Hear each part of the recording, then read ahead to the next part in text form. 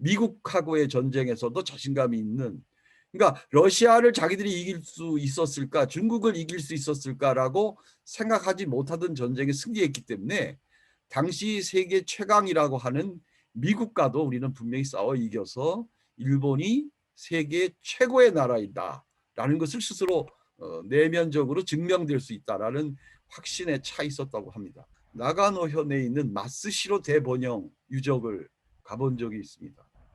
그 마스시로라는 곳은 어떤 곳이냐면 그 나가노라고 하는 현이 그 산악지대거든요. 그 산악지대의 굉장히 험준한 산 속에다가 특별 요새를 짓다 마른 거예요. 공기의 70%가 진행이 됐는데 그 산속에 파고 들어간 터널들이 거의 그 거미줄처럼 연결이 돼 있는데 지금도 그 남아있는 공간만 12km 정도가 산속에 그대로 그 공사가 진행됐고요. 거기에는 조선인 노동자 7,000명에서 8,000명 정도가 동원이 됐고 일본인 노무자들도 2, 3천 명이 함께 뭐 하루에 3교대, 2교대로 그 터널을 파고 안에 내부 공사를 했는데요.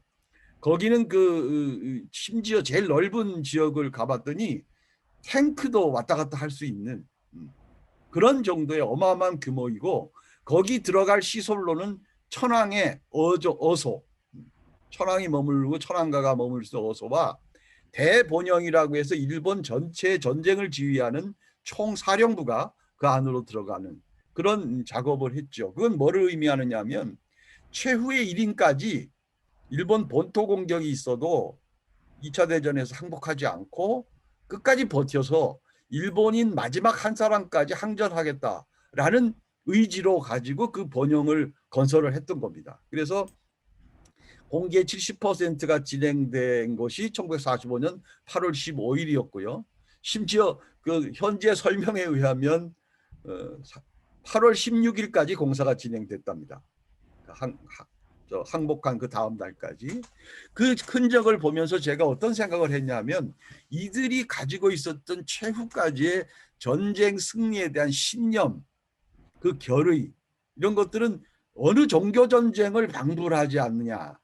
즉 우리가 요즘도 그 세계사적인 전쟁 안에는 종교가 개입된 전쟁이 많지 않습니까? 특히 중동 지역의 전쟁이 대부분 그렇고 뭐 ISIS로 대표되는 이스라엘국의 그 이슬람국의 전쟁이라는 게 그런 거고 늘 그 전쟁 뒤에는 이데올로기 아니면 종교, 특히 이데올로기도 종교에 가까울 정도로 변질된 이데올로기가 전쟁에 개입되는데 당시 일본 아시아 태평양 전쟁의 맨 마지막 단계는 거의 천황제 이데올로기, 다시 말씀드려서 종교보다 더한 종교로 무장된 일본주의가 그 전쟁의 에너지로 작용되어 있었다라는 것을 아주 생생하게 느낄 수 있는 흔적을 봤습니다. 그러나 여러분이 잘 알다시피 1945년 8월 달에 있었던 두 차례의 원폭 투하, 히로시마와 나가사키로서 결정적으로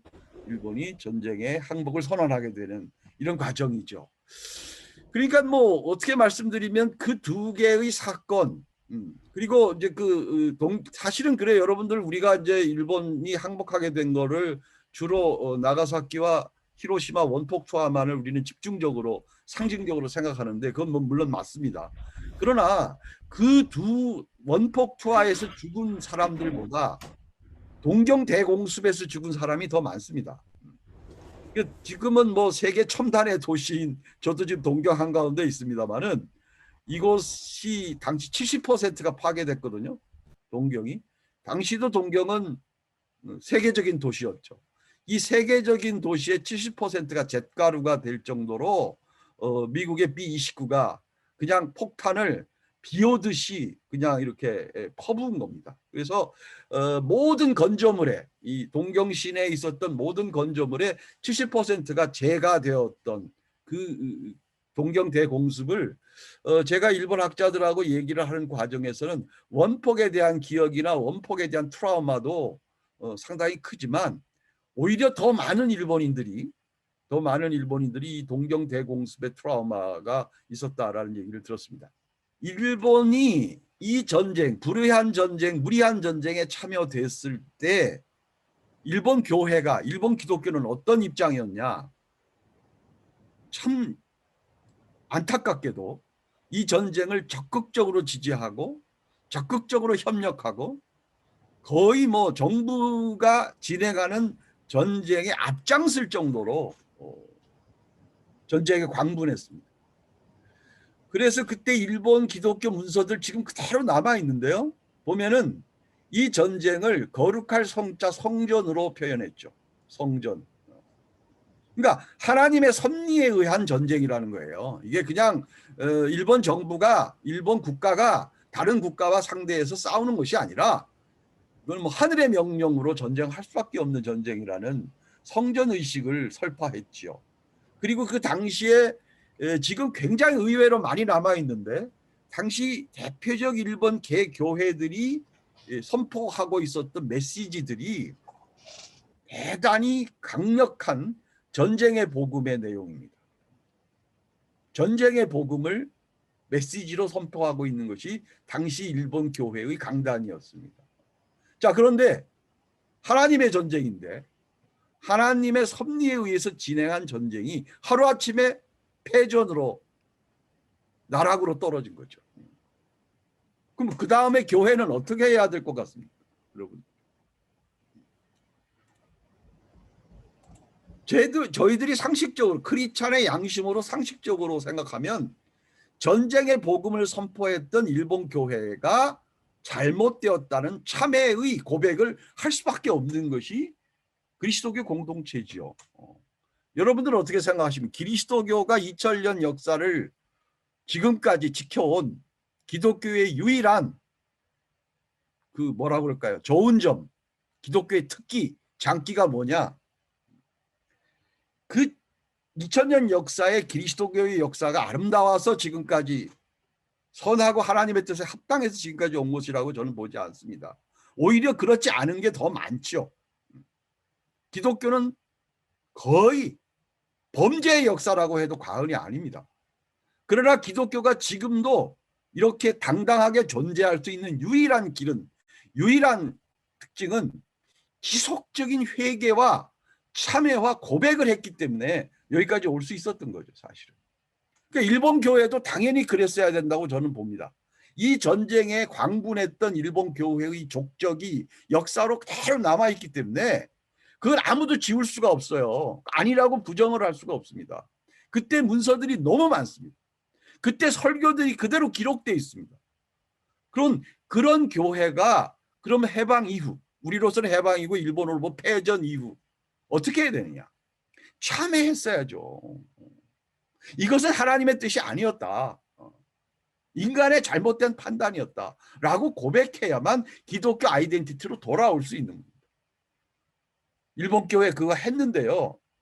얼마 걸렸냐면 20년이 걸렸습니다. 20년이 걸렸습니다. 바로 전쟁 끝나자마자 일본 교회는 한국의 미군정 시절의 한국 교회하고 비슷합니다. 바로 GHQ에 붙습니다. 메가더 사령부가 동경에 사령부를 설치하고 일본의 점령군으로 들어옵니다. 그럴 때 가장 미국과 연결이 될 수 있는 미국 GHQ와 일본의 여러 부류의 사회 세력들 간에 가장 그래도 빨리 대화가 통할 수 있는 사람들이 소수의 크리스찬이었습니다. 왜냐하면 그들은 선교사들에게 교육받았고 그래도 영어를 일본에서 제일 잘할 수 있는 사람들이 제일 많았고 기독교 학교 출신들이 대개 영어를 잘했습니다. 지금도 마찬가지입니다. 제가 있는 우리 메이지 학원 대학이 전통적으로 일본에서 영어를 제일 잘하는 학교였습니다. 여기가. 그러니까 이쪽 사람들이 가장 먼저 GHQ와 연결이 되고 그러다 보니까 일본 내에서 상당히 기득권을 가지기 시작합니다.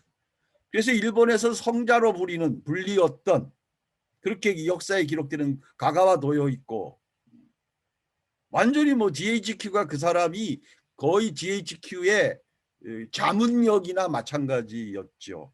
근데 우리가 그렇게 존경할 수밖에 없는 한편으로 보면 그렇게 성인에 가까운 가가와 도요 있고 마저 참회의 프로세스보다는 먼저 천황을 살리고 싶었습니다. 천황제를 유지하고 싶었습니다. 그래서 가가와 도요이코는 사실은 천황가를 크리찬으로 개종시키려고 그랬습니다. 그래서 당시 소화천왕과 그 가족들에게 영어 성경을 가르쳤습니다. 그리고 그들에게 크리스찬 개종을 추진했습니다. 메가더를 만나서도 천황가를 기독교로 개종시킬 가능성이 있으니 좀 시간을 달라. 또 달리는 바로 이 상징천황제, 천황제를 유지하면서 상징천황제로 바꾸는 프로세스에도 기독교 지도자들이 상당히 관여되어 있습니다. 그리고 천황에게는 전쟁에 책임이 없다란, 전범의 최고 책임자가 천황인데 그 천황은 전쟁 책임이 없다라는 천황의 비책임론을 논리적으로 만드는데도 상당한 역할을 한 것이 일본 기독교와 일본 그런 그 기독교주의자들의 노력이 상당히 개입됐다라는 것을 여러 루트를 통해서 우리가 확인해낼 수 있습니다. 그러면서 그들은 바로 교계의 일본 기독교계의 간행물에 전쟁의 복음에서 바로 평화의 복음이라는 복음의 이름이 바뀝니다. 전쟁의 복음이 왜 평화의 복음으로 가느냐라는 프로세스 설명도 없이 전쟁의 복음이 평화의 복음으로 바뀌고, 그리고 캐치프레이즈는 신일본 건설로 갑니다. 그런데 이제 제가 그래도 일본 교회가 시간은 좀 걸렸지만 기독교는 기독교다 라고 처음으로 인정하게 된 역사적 시점이 1967년 부활절입니다. 1967년 3월 26일 날 부활주일 날 일본 기독교다. 일본 교회는 이제 해방 이전에 종교단체법에 의해서 하나의 교단으로 통합된 상태가 해방 이후에도 그대로 유지됐거든요. 물론 일부 부분적으로는 교파 환원을 했지만 대부분의 주류는 그대로 갔습니다. 근데 그 주류 교단의 교단 의장, 총회 의장 이름으로, 스즈키 마사이사의 이름으로 일본 기독교 내 전쟁 책임 고백이 발표됩니다. 아마 이게 없었으면 저는 개인적인 얘기를 죄송합니다만은 일본 기독교 공부 안 했을 거예요. 이거는 일본 기독교는 기독교도 아니다. 이거는 공부 안 하는 게 더 좋다. 이거는 없어지는 게, 한국 교회는 물론 이제 교단에 따라서는 저는 기장 소속입니다만은 기장이 2000년대에 들어와서 드디어 전쟁 책임 고백을 했어요. 한국 교회는 쭉 가해자 의식이 없이 자기들은 이 일제와의 관계에서는 계속 피해자 의식만 갖고 있었던 거예요. 우리는 수단을 입었다. 우리는 압력을 받았다. 우리는 박해를 받았다. 이런 의식만 계속 갖고 있었던 거예요. 한국 교회는. 신사참배도 지들이 다 해놓고, 물론 뭐 수단은 있었죠. 압력은 있었죠. 그래놓고는 우리는 할 수 없이 했다. 왜? 목숨 살려고 했다. 이거죠. 이 논리입니다. 6.25 때 우리는 순환을 입었다. 한국교회가 6.25 때 순환만 입었습니까? 피해자입니까? 물론 피해자의 측면이 크죠. 가해자이기도 해요. 한국교회. 계속 그래왔습니다. 근데 한국교회는 가해자 의식이 없었어요. 계속 피해자 의식만 있는 거죠. 그래서 한국교회가 못 깨어난 거죠. 뭐 최근에 좀 달라진 측면이 있습니다만은. 자, 일본 기독교 이야기로 다시 돌아가면 1967년에 뭐라고 고백을 하냐 하면, 조국이 죄를 범할 때, 이 조국은 일본입니다. 조국이 죄를 범할 때 우리 교회도 같이 죄를 범했다. 우리가 앞장서서 죄를 지었다. 더더구나 더 심각한 것은 예언자적 노릇을 못했다. 조국이 잘못할 때 크리스찬은 이건 아니다라고 얘기할 수 있는 예언자적 자세가 있어야 기독교 공동체입니다. 파수꾼의 역할을 못했다. 여기는 지금 표현되지 않았는데 파수꾼의 역할을 못했다라는 말이 저는 제 가슴을 쳤습니다. 요 밑에 사진은 제가 이 일본 기독교단 전쟁 책임 고백 70주년 기념 심포지움에서 제가 발표를 하고 있는 그 장면 중에 하나인데요. 그때 제가 얘기를 했습니다. 일본 교회가 제대로 고백을 한 것은 자기들이 지은 죄, 자기들이 어떤 그 뭐 전쟁 뭐 예를 들어 전쟁 헌금을 하고 그다음에 무기를 만드는데 앞장서고 그다음에 우리 왜 늘 피해자 의식으로 얘기한 거 있지 않습니까? 한국 교회가 문고리, 교회 종 전부 떼어가지고 그다음에 무기 만들으라고 다 이렇게 징발당했다. 그것도 꼭 한국 교회는 그렇게 표현했죠. 징발당했다. 아닙니다. 교단에서 내려왔어요. 다 떼어서 갖다 바쳐라. 그런 거예요. 예. 그러니까 일본 교회도 그렇게 했죠. 이제 자기들이 한 거에 대한 잘못을 고백함과 동시에 파수꾼의 역할을 못했다는 거죠. 나라가 잘못된 길로 가고 있을 때, 불의한 전쟁에 나설 때 교회는 목숨을 걸고 이건 아니다. 이렇게 했어야 크리스찬인데 그 역할을 못했다 우리가. 왜? 일신의 양명을 위해서, 일신의 안전을 위해서 그걸 못했다. 그걸 고백합니다. 거기다 또 하나 이 고백문이 의미가 있는 것은 하나님 앞에서 죄를 고백하는 것뿐만 아니라 수많은 아시아의 인민들 앞에, 아시아의 민중들 앞에 일본 교회는 죄를 지었다. 이걸 고백합니다. 그것도 아주 강한 어조로 고백합니다. 이 문서 내용도 참 훌륭합니다. 그런데 제가 이제 역사가로서 크리스찬의 고백, 크리스찬의 회개, 참회에서 50점은 따로 있고 50점은 따로 있습니다. 일단 그러한 참회의 고백을 하느냐, 그런 어떤 언어를 사용하느냐, 이것이 매니페스토가 결국은 50%고요. 그건 50%밖에 안 됩니다. 50점이면 뭐죠? 낙제점이에요. 50점은. 50점만 갖고는 학점을 못 답니다. 그럼 나머지 50은 뭐냐? 달라져야죠. 그런 고백을 한 사람과 그런 고백을 하지 않은 사람의 실천과 행동이 달라져야 되는 것이 역사의 오목함입니다. 엄연함입니다. 예를 들어서 우리가 말만 잘하는 사람들 있잖아요.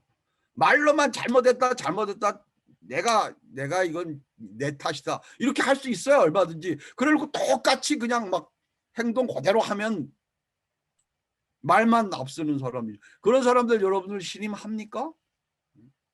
물론 인간이니까 행동이 바뀌어서 하다가 보면 또 실수를 할 수도 있고 또 죄를 질 수 있어요. 물론. 그러나 일단 말을 했으면 그 말에 대한, 특히 참회의 말을 했을 때 참회의 말을 한 다음에는 참회의 행동과 실천이 있어야 돼요. 그게 이제 일본 교회에서 나타나는 증빙을 제가 지금부터 말씀을 드릴게요. 다음 장 주실래요? 예, 여기입니다. 자, 보세요.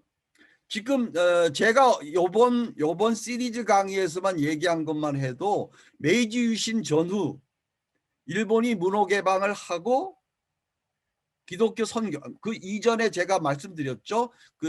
기리시탄이나 카톨릭 역사는 요번에서 다 좀 제외하고 프로테스탄트를 중심으로 일본 기독교회를 한국과의 관련 속에서 공부한다.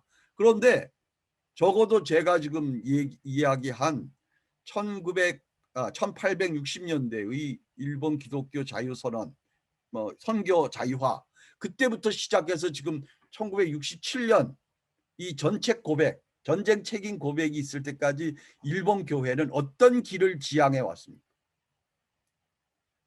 메이저를 지향해 왔습니다. 일본 사회의 주류가 되고 싶었습니다. 일본 사회에 힘 있는 사람들하고 같이 놀고 싶었습니다. 일본 국가와 병진하고 싶었습니다. 일본 국가가 일본 교회를 인정해주면 되게 좋아했습니다. 그리고 일본 국가가 크리스찬들에게 당신들은 국민이 아니야, 비국민이야, 당신들은 우리 일본 국민이라고 할 수가 없어, 천황폐하의 신민이 아니야, 이렇게 했을 때 일본 교회는 어떻게 했습니까? 대부분의 일본 교회 아니야, 우리가 진짜 일본 국민이야. 국가가 원하는 건 우리는 총력으로 더 앞장서서 잘할 거야. 조선반도, 한반도 식민지 하고 싶어? 우리가 앞장설게. 한국 선무공작을 우리가 할게. 한국의 식민지로 만드는 그 정신교육은 우리가 담당할게. 조선전도론이 그겁니다. 조선전도론을 왜 일본 교회와 일본 총독부와 일본 정부가 지지하고 돈까지 안겨서 일본 목사들 한국에 많이 보낸 줄 아십니까? 그거는 국가정책을 교회가 앞장서서 잘 선무해달라, 선전해달라, 아니면 조선 사람들의 정신을 바꿔달라, 이거였죠. 그거 열심히 했습니다. 일본 교회가 쭉 지향한 거는 일본의 권력자, 지식인, 그리고 힘 있는 자들, 메이저, 이런 사람들과 일본 교회는 같이 있고 싶었습니다. 같이 놀고 싶었습니다. 당시 일본 사회 1967년 현 그 시점으로 얘기하면 당시 일본에서 가장 핍박받는 자들, 가장 차별받는 자들, 가장 힘없는 사람들, 백 없는 사람들, 돈 없는 사람들, 그 사람들하고 일본 조그만 교회가, 자기들도 돈도 없고 자기들도 백도 없고 자기들도 아무것도 아니면서도 불구하고 그 사람들하고 같이 가겠다고 선언한 게 1967년에 전체 고백 선언이 가지고 있는 역사적인 의미입니다. 그래서 어떻게 했습니까? 바로 교단 안에 4개의 특별위원회를 조직합니다. 특별 4개의 선교위원회를 조직합니다. 첫째, 제일한국인 특별위원회입니다. 1967년 당시에 제일교포, 제일한국인, 뭐 지금도 완전하지는 않습니다만은 지금의 제일교포하고는 전혀 비교를 할 수 없는 상태였어요.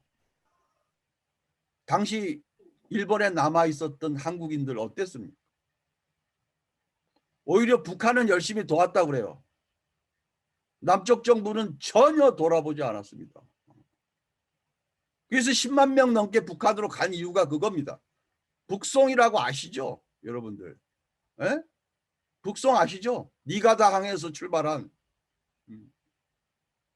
왜 지금 일본에 지금은 여러 가지 어려움은 많습니다만은 그 조총련계의 조선대학에서부터 각 지역에 조선학교가 엄청 많잖아요.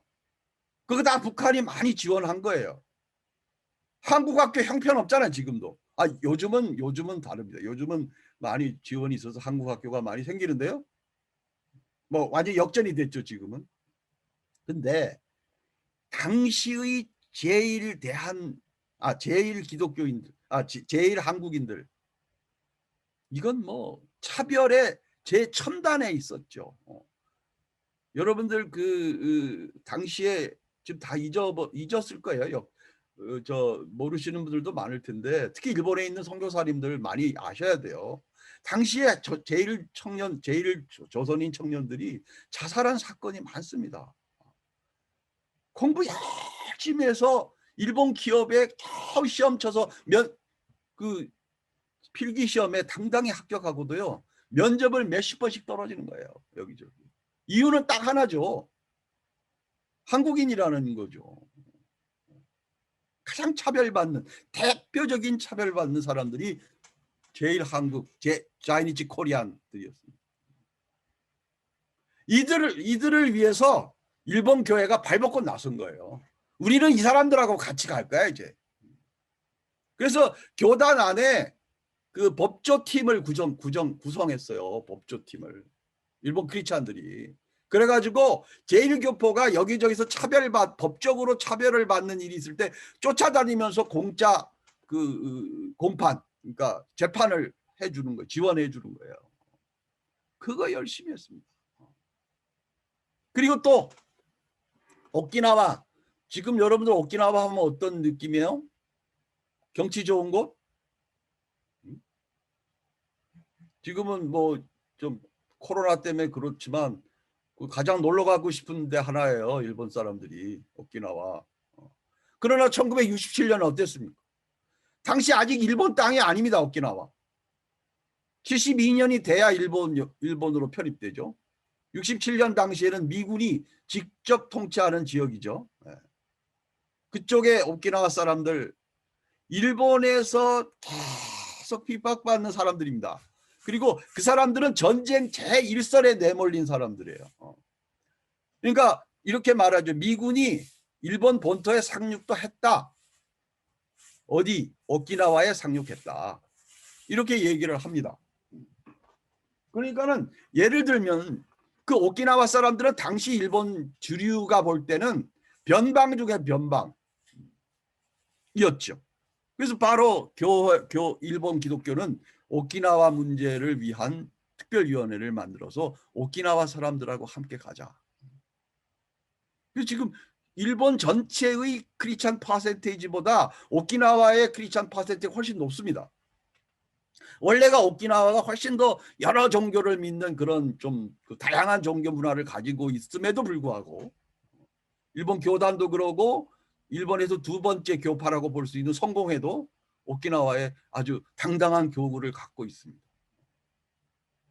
그것뿐만 아니죠. 하여튼 오키나와 문제와 미군 기지 문제, 한국이 겪었던 그 미군 기지의 문제들이 오키나와는 뭐 더 첨단적으로 있었고 지금도 있습니다. 지금도 뭐 일본에 계신 분들도 잘 아시죠? 오키나와의 미군 기지 문제 말이죠. 공해, 환경, 거기다 뭐 인문 사회적인 배경, 쉽게 말하면 그 뭐 미군 위안부들, 뭐 어마어마한 문제가 많았죠. 우리 저 효순이 미순이 사건 그런 유형의 사건은 오키나와에 비일비재했습니다. 이거를 직접적으로 나서서 아예 교단이 일본 교단이 이걸 아주 자기들 선교 과제로 내세웠습니다. 자, 세 번째 브라크민. 브라크민 들어보셨죠? 한국으로 치면 백정입니다. 백정. 예를 들면 인도의 불가촉민, 아웃캐스트, 일본의 브라크, 한국의 백정. 이게 다 원래 어디서부터 출발을 하냐면요. 종교적 경원성하고 관계가 있습니다. 원래 전통적으로 아시아 종교에서는요. 그 제사를 위해서 준비하는 직업들, 고기를 만든다든가 그다음에 피를 만진다든가 하는 직업에 대해서 두려움을 가지기 시작합니다. 보통 사람들이 두려움을 가지기 시작하면 그 사람들을 멀리하죠. 그 직업을 가진 사람들을 멀리하는 사람들을 멀리 띄워놓습니다. 같이 어울리지 않습니다. 그러다 보면서 점점 그 사람들을 무시하기 시작합니다. 그게 불가족 천민이죠. 일본에 그대로 잔재가 남아 있습니다. 지금도 각 큰 도시에는요 브라크 집단 마을이 아직도 있습니다. 특히 대개 이 사람들의 직업은 도살업이나 그밖에 향료업, 신사 주변에 향료를 판다든가 이런 거 다 이 사람들이 하고 있죠. 이 사람들 인간이 아니었죠. 일본에서는 시민이 아니었죠. 그래서 이 브라크민 문제는 뭐 역시 지금은 예전보다는 몇십 년 전보다는 훨씬 개선이 돼서 법적으로는 차별이 물론 없고요. 그다음에 인식적으로도 상당히 달라졌습니다. 이 브라크 문제에 대해서도 기독교가 철저하게 앞장섰습니다. 요 밑에 지금 나온 여러 가지 사진들은 여러분들이 보면 이게 제일 한국인과 관련된 거구나. 브라크 문제하고 관련된 거구나 이런 거 아실 겁니다. 참고하시라는 사진들이고요. 또 하나 이제 일본의 우리가 좋은 말은 아니지만 일본 자페니스 인디언. 그러니까 쉽게 말하면 일본의 원래 주인들이죠. 뭐 아메리카도 그렇지 않습니까? 네이티브 아메리칸들하고 똑같은 거죠. 네이티브 자페니스들이죠. 이 사람들이 아이누족입니다. 지금 이 사람들 어떻게 지냅니까? 아주 소수가 나와 있는데요. 뭐 미국의 그 네이티브 아메리칸들하고 비슷하죠. 민속촌처럼 만들어서 그 북해도에 지금 다 몰려가 있습니다. 북해도에 거의 집단 수용을 하고 있죠. 그래서 이 사람들 뭐 지금도 직업 선택의 자유가 별로 없습니다. 뭐 법적으로는 뭐든지 해도 된다고 돼 있는데 배운 게 도둑질이라는 거 있잖아요. 그러니까 뭐 미니예품 같은 거 만들어서 이렇게 관광객들 상대로 장사를 한다든가. 민속촌에 가면 그 저 가봤는데요. 2번이나 가봤는데 그 아이누 민속촌에 가면요. 그 사람들이 이렇게 생활을 재현합니다. 우리 한국 민속촌하고 비슷해요. 사는 걸 보여줘야 됩니다. 관광객들 그거 보고 사진 찍어요. 그게 그 사람들 직업입니다. 이 아이누족에 대한 그 특별 선교위원회도 기독교 안에 설치게 돼서요. 이 사람들이 우리의 동지들이다. 우리들과 같은 공동체이다. 이렇게 생각하고 실천을 했습니다. 물론 일본 교회가 힘도 없고 한국 교회처럼 부자도 아니고 도울 길도 막막하고 해서 성과가 얼마나 크냐 적으냐라는 거랑은 별도로 이런 사람들과 기독교 공동체가 협조하고 동료한다라는 의식으로 일본 교회의 길을 목표를 전환한 거죠. 그래서 이제 이건 어떻게 보면은 일본 교회가 엄청난 결단이고요. 이거는 어떻게 보면은 일본 교회가 계속해서 좁은 길로 가겠다. 험한 길로 가겠다라는 걸 선택한 게 1967년입니다. 그렇지 않고서는 자기들의 죄값을 치를 수가 없다라고 생각한 거예요. 그리고 지금까지 자기들이 걸어온 기독교의 길이 기독교가 아니었다고 보는 거예요. 예수의 가르침하고는 반대였다고 생각한 거예요. 자각을 한 거예요. 그래서 변화된 겁니다. 근데 걱정은 내가 너무 칭찬을 했나요? 걱정은 지금 일본 교회 상당히 느슨해졌습니다. 그 1967년 정도에 있었던 결기가 상당히 좀 약화돼 가지고요. 요즘 일본 교회 내부에서도 반성에 다시 고백을 또 해야 되지 않느냐 우리가. 우리 그동안에 다시 반성해야 되지 않냐라는 얘기들이 이제 나오기 시작하고요. 또 일본 교회에도 그 신학적 스펙트럼이 넓어지다 보니까 아주 복음주의자들이 생긴 거예요. 복음주의자들. 아유 그 뭐 사회에 제일 대한 기독교 제일 한국인 문제 오키나와 문제 뭐 이런 거 우리 신경 쓸 여가가 없어. 우리는 그저 내면적 영성과 하나님과의 연합을 위해서 그 복음에 충실해야 돼 하는 복음파가 생겨가지고 별 이제 또 우스운 짓들을 지금 하기 시작했습니다. 근데 이제 한 가지 역사적으로 재밌는 일은 또 일부 역사가들은 이 1967년에 3월 달 부활절 날 발표된 이 선언서가 일본 기독교단의 만장일치에 의한 총회 공식 문서가 아니라 교단 의장 개인 명의로 발표된 문서예요. 그래서 이걸 비판합니다. 그때 공식 문서 아니야 그거. 교단 의장 이름으로 그냥 대표자 명의로 발표된 거야. 근데 저는 역사가로서 그렇게 얘기합니다. 아니야 괜찮아 그거는. 왜 그러냐. 만장일치라면 오히려 역사적으로 거짓이야. 만장일치라는 게 없어. 당시에 일본 교회가 20년 지난 다음에 한 사람도 빠짐없이 전부 자기들의 잘못을 참회했겠어? 못하지. 그중에 많은 사람들이 거기 동의했다면 그거 자체가 지지성이 있다. 그러니까 죄책 고백이라는 게 그렇다. 공동체 죄책 고백이라는 게 바로 그렇다. 개인이 신부 앞에 가서 가톨릭에서 얘기하는 고해성사랑은 다른 거다. 고해성사는 개인이 결단하면 되는 거예요. 그러나 공동체의 죄책 고백은 민주적이어야 돼요. 거기도 어떤 압력이 들어가서 파시스트들처럼 전체가 통일적으로 같이 똑같이 죄를 고백해? 저는 그런 고백은 오히려 진실성이 없다고 보는 거거든요. 반대자도 있고 왜 우리가 그렇게 죄를 고백할 만큼 우리가 무슨 죄가 그렇게 있어?